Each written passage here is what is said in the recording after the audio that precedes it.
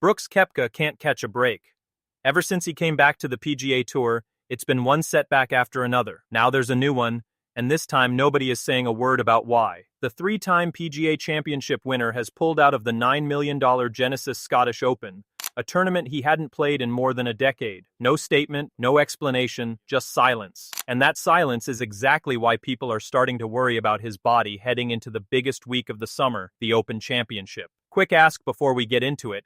Hit subscribe and turn on notifications. We cover every twist in pro golf. Let's get into what actually happened. Koepka was set to end an 11-year absence from the Scottish Open. He hadn't played it since 2015, and this year he'd committed, taking a sponsor exemption into the PGA Tour and DP World Tour's co-sanctioned field. It looked like a feel-good comeback story. Then, days out, his name quietly vanished from the field. Nobody has explained why. Here's how we even know. Golf insider Rob Bolton was first to flag it on X, reporting that both Koepka and Keith Mitchell had withdrawn, with Max McGreevy and William Mao stepping into their spots. But here's the catch. At the time, the PGA Tour's own official field list hadn't caught up.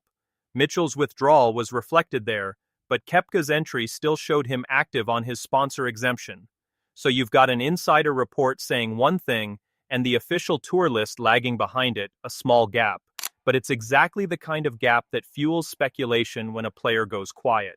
So why did this event matter enough to notice the silence? Koepka has real history in Scotland. Back in 2013, on what's now the Hotel Planner Tour, he won the Scottish Hydro Challenge, one of the results that helped launch his career. This wasn't just another stop on the schedule, it was framed as a homecoming. He said as much himself, talking about looking forward to being back in Scotland and liking the timing right before the Open Championship. Short, upbeat, genuinely excited, not the tone of someone about to pull out with zero warning. So what happened in between? That's where it gets murky, and the leading theory, still unconfirmed, traces back to a nerve issue that already cost him once this season.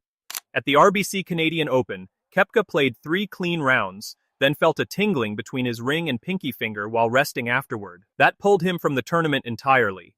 Ahead of the US Open, he explained it as an ulnar nerve flare-up. His first fear was that it traced back to his neck, serious enough to trigger scans.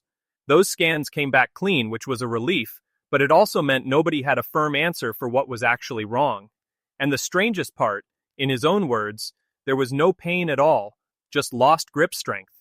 For a golfer, grip is everything, so numbness with zero pain is an unusually hard thing to diagnose or predict. He talked about the medical team involved too, his physio, plus a specialist who helped get that neck scan arranged. Once it came back clear, the working theory settled on the nerve itself, even without a formal nerve test ever being done. In his own description, his fingers would essentially go numb and slip off the club. Even so, he played the US Open anyway, since there was no pain to stop him. It didn't go well. He missed the cut at Shinnecock Hills by a wide margin, a result a lot of people tied directly back to that grip issue. No grip, no control, no matter how clean the swing looks. Bring that back to now. If this same nerve problem has resurfaced, again unconfirmed, the Scottish Open withdrawal suddenly makes a lot of sense. It would mean he's protecting his body instead of risking it right before a major, and that's the real stakes here.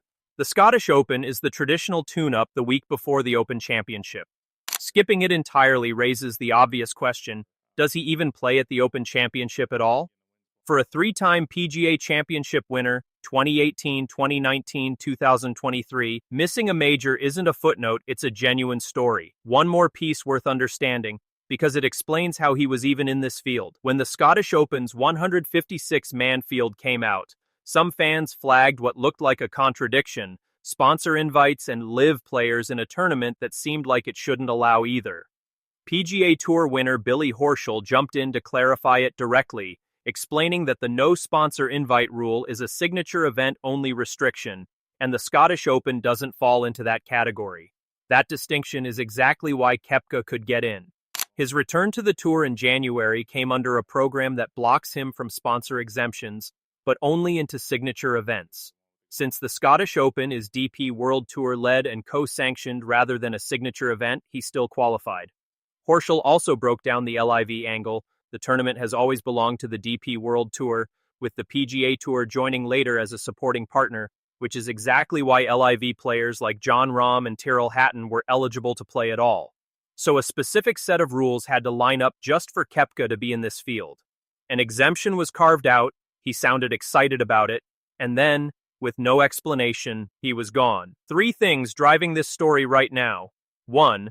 The withdrawal itself, confirmed by insider reporting even before the official tour site fully caught up. 2. The unconfirmed nerve issue from the Canadian Open, which never fully went away as a storyline and would explain everything if it's flared back up. 3. The real question hanging over next week, whether one of this era's most decorated major champions will even tee it up at the Open Championship.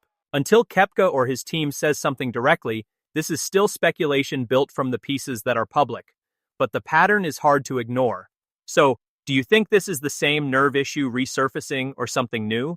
And do you think Brooks Koepka actually plays the Open Championship next week? Drop your prediction below, and if this helped you make sense of it, like the video and subscribe so you don't miss it the moment real news breaks.